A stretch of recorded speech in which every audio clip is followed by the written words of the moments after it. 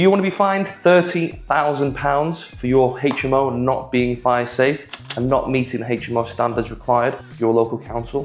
If you do, then ignore this video. If you don't, stay tuned.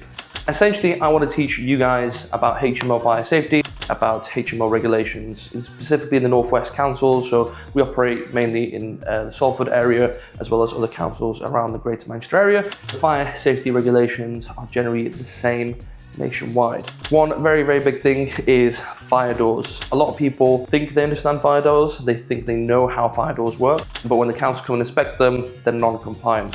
What a lot of people miss out is they don't do the proper checks. Straight away, we need to check the gaps around the doors. So the top and the sides of the doors, between the door and the frame, needs to be between 2 and 4 millimeters essentially. And at the bottom of the door, a maximum of 8 millimeters. The door needs to have a door closure on top. But we use a hydraulic door closer like this. I would recommend not using the cheapest ones. The cheapest ones usually require adjustment every couple of months.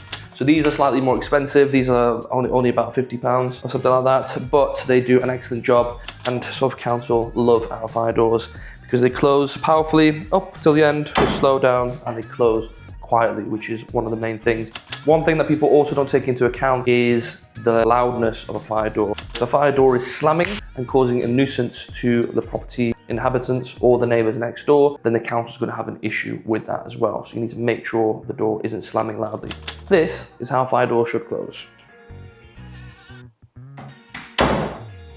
Perfect. Also, another thing for fire doors is the hinges need to have the screws in every single hole. Now, I know that might sound absolutely ridiculous. How could a joiner not put screws in every single hole? It does happen, believe me. They might, screw it in and forget because they'll put in a couple of screws in the hinges and then they'll carry on with the rest of the ironmongery in the door. You need to make sure you're checking the fire doors yourself as well. Intermittent fire strips with smoke seals. That is the intermittent strips that go into the groove of the door frame. They need to have this little fuzzy thing on there as well. That is what's called a smoke seal. So essentially, if there is a fire in this property, in this particular room, what the smoke seal does is it prevents the smoke from leaving the room, so that the room fills up with smoke as fast as possible and activates the fire alarm for the rest of the occupants to know to vacate the property. Last but not least, the door needs to latch.